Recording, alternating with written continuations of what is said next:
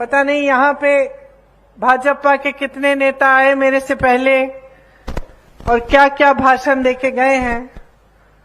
हम भी हर रोज प्रचार के लिए कहीं जाते हैं, भाषण देते हैं, लोगों से बातचीत करते हैं। यहाँ मेरी बहनें बहुत सारी बैठी हैं।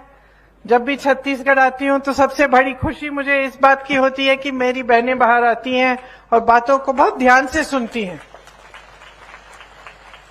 कुछ चीजों को समझना बहुत ही जरूरी है मेरी बहनें, खास तौर से आपको, क्योंकि आप बच्चों की परवरिश करती हैं।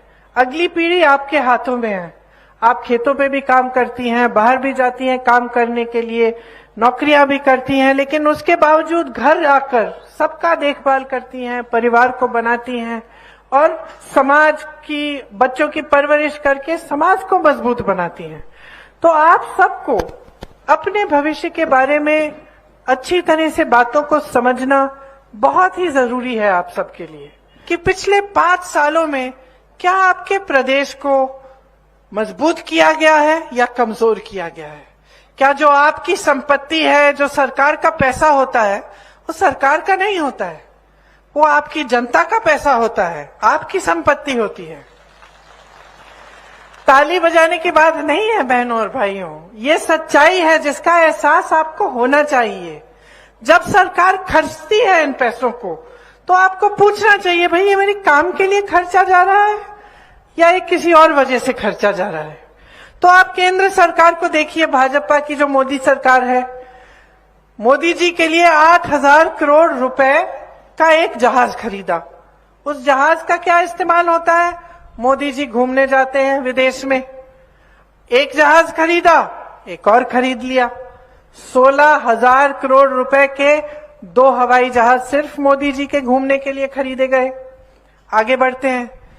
हमारा एक बहुत सुंदर संसद भवन है जो 70 सालों से चल रहा है। हो सकता है उसमें कुछ मरम्मत की जरूरत होगी, लेकिन मोदी जी ने कहा कुछ सालों पहले कि हम इसको पूरा नया बनाएंगे। हम दिल्ली के सुंदरीकरण के लिए और संसद भवन के सुंदरीकरण के लिए हम 20,000 करोड़ रुपए खर्चेंगे। किसका पैसा बताइए, किसका पैसा है? जोर से बोलो। आपका पैसा। 20,000 करोड़ खर्च रहे हैं संसद भवन के लिए। अभी अभी उद्घाटन हुआ कुछ महीनों पहले। तो किसान के लिए पैसे नहीं है, लेकिन संसद को सुंदर बनाना है, अपना मान सम्मान बनाना है, अपने लिए हवाई जहाज खरीदने हैं, इसके लिए पैसा है। हर रोज एक नया संघर्ष है हमारे सामने। अब चुनाव आ रहा है तो अक्सर ये होता है कि हम पूछते हैं कि भाई किसको वोट डाल रहे हो, तो लोग कहते हैं कि हम एक पार्टी को डाल रहे हैं क्योंकि हम बहुत सालों से डाल रहे हैं, बहुत समय से इन्हीं को डाल रहे हैं, या हम इसको डाल रहे हैं क्योंकि धर्म की बात ये अच्छी करते हैं, या हम उस पार्टी को डाल रहे हैं क्योंकि ये जाति की बात करते हैं। लेकिन मैं आज आकर यहाँ पे आपसे ये बात करना चाहती हूँ कि जो आपका वोट है वो कीमती इसलिए है क्योंकि इस पे आपका भविष्य बनता है। तो ये वोट उसी पार्टी को जाना चाहिए जो आपके लिए काम करके दिखाती है। तो जब आप अपने प्रदेश को देखते हैं तो क्या समझने की जरूरत है? अब यहाँ सरकारी कर्मचारी बैठे होंगे काफी। जैसे मैंने कहा, एक जमाने में सब सरकारी नौकरी चाहते थे क्योंकि उससे क्या होता था कि 20 साल नौकरी करने के बाद भी सुरक्षा मिल जाती थी, पेंशन मिलता था और वो पेंशन अपने हाथों में मिलता था। फिर क्या हुआ, भाजपा की सरकार आई काफी सालों पहले और उसी पेंशन को इन्होंने कहा कि इसका निवेश हम करेंगे, ये पेंशन के पैसे हम रख के इसका इन्वेस्टमेंट हम करेंगे। तो क्या हुआ कि आपको आज मालूम नहीं है कि आपके पैसे कहां जा रहे हैं। आपके पैसे अगर ऐसी जगह इन्वेस्ट कर ली कि कहीं पे मार्केट डाउन हो गई, पैसे गवा दिए, तो आप क्या करेंगे? 20 सालों से आपने मेहनत की, आप अपनी सुरक्षा चाहते थे, इसीलिए आज सरकारी अधिकारी, सरकारी कर्मचारी सब सिर्फ एक चीज मांग रहे हैं कि भाई हमारा जो पुराना पेंशन होता था वो हमें वापस दे दो। वैसा ही चाहते हैं हम। हमारी कमाई है, हमारा पैसा है, हमारी आज्ञा के बगैर आप इधर उधर डाल रहे हैं, इससे अच्छा हमें ही दे देते, हम रख लेंगे और हम इस पैसों की खुद हिफाजत करेंगे। तो ये सरकार जो चल रही है किसके फायदे के लिए चल रही है? जो मोदी जी की सरकार है। ये आपको समझना पड़ेगा। और इसी समय आप देख रहे हैं कि आपकी जो संपत्ति है वो बड़े बड़े उद्योगपतियों को दी जा रही है। जो बड़े बड़े कंपनियां, जो सरकारी कंपनियां बनी थी, जिनको पीएसयू कहते हैं, उनसे कितने रोजगार मिलते थे। सब वही रोजगार चाहते थे, एक जमाने में चाहते थे कि प्राइवेट में नहीं, सरकार में हमारी नौकरी हो जाए, हम सुरक्षित हो जाएंगे। आज वो कंपनियां कहाँ हैं? वो तो देश की अमानत थी, देश की संपत्ति थी, आपकी थी वो भी। आज कहाँ है? सब प्राइवेट कर दी गई है।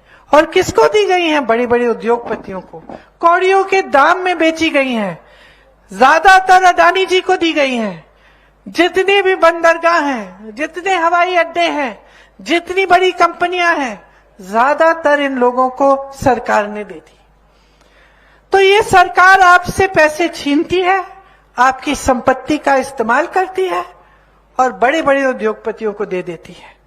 इस सरकार में गरीबों के लिए सोच नहीं है, मिडिल क्लास के लिए सोच नहीं है। तो जब मैं कहती हूं कि गहराई से समझो, आप अपनी आंखों से देख रहे हैं कि भाजपा की सरकारें बड़े बड़े उद्योगपतियों के लिए बन रही हैं और उन्हीं के लिए चल रही हैं। जैसे मैंने कहा, आपकी संपत्ति उनको दी जा रही है।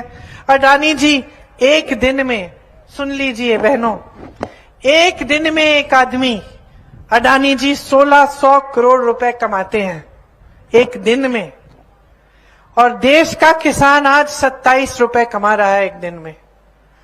आप भूखे हैं, आपको कमाने में मुश्किल, और आपके पैसे, आपकी संपत्ति उनको दी जा रही है जो 1600 करोड़ रुपए कमा रहे हैं। ये है इनकी नीति। आज महंगाई और बेरोजगारी से पूरा देश जूझ रहा है। सबसे ज्यादा बेरोजगारी 45 सालों में आज है देश में। तमाम सरकारी पद खाली हैं। मध्य प्रदेश में अगर ये दुखद बात नहीं होती तो हास्य बात होती कि 3 सालों में सरकार ने 21 रोजगार दिए हैं, जबकि हर स्तर पर सरकारी पद खाली पड़े हैं। यहां आपकी सरकार ने आपके प्रदेश को जो केंद्र सरकार की कुनीतियां हैं उससे बचा के रखा है। अगर यहाँ का किसान आज खुश है, खुशहाल है, तो ये क्योंकि यहाँ की सरकार, हमारी सरकार की नीतियों ने आपको बचाया है, महंगाई से भी बचाया है। जो गैस सिलेंडर आपको मिलता है यहाँ पे, वहां बाहर अलग अन्य प्रदेशों में 1200-1400 तक पहुंच गया है। आपको सुविधा मिलती है। आपको हर तरह से महंगाई से बचाने की कोशिश प्रदेश की सरकार ने की है, किसानों को मजबूत करने की कोशिश की है। तो आपके लिए सचमुच काम नहीं करना चाहते, ये सब अपनी मान सम्मान को बढ़ाने के लिए। वो दिखे सर्वज्ञानी, सर्वोपरि, वही दिखे। लेकिन जब असलियत, जब हम धरातल पे देखते हैं कि काम किया है कि नहीं, रोजगार दिलवाए, आपसे कहा था करोड़ों रोजगार हर साल दिलवाएंगे, 10 साल हो गए इनकी सरकार है, रोजगार दिलवाए, किसानों को मजबूत की, कहा था किसानों की आय हम दुगनी करेंगे, की रो रहा है देश का किसान। कहा था नौजवानों के लिए नई नई स्कीम निकालेंगे, अच्छे अच्छे रोजगार बनाएंगे, जो थे उनको भी बिगाड़ दिया। जहां से रोजगार मिलता था उसको खत्म कर दिया। छोटे बिजनेस, छोटे उद्योग, छोटे छोटे उद्योगपति जो इस देश के इंजन थे, जिससे रोजगार मिलता था दुकानों में, छोटे छोटे उद्योगों में, उनको आपने नोटबंदी करके, जीएसटी करके, तमाम गलत नीतियां डाल के खत्म कर दिया। नौजवान ये आशा रखता था कि देश के लिए, देश की सुरक्षा के लिए जाएगा, जवान बनेगा सेना में। आज उसकी सारी आशाएं टूट गई हैं। अग्निवीर जैसी स्कीम आ गई, 4 साल जाइए सेना में, फिर घर लौट आइए बेरोजगार। तो जो था उसको बिगाड़ा, उसको गाली दे दे के, बुरा कह कह के, ये कह कह के कि 70 साल में कुछ नहीं हुआ, कुछ नहीं हुआ, कुछ नहीं हुआ, उसको बिगाड़ दिया।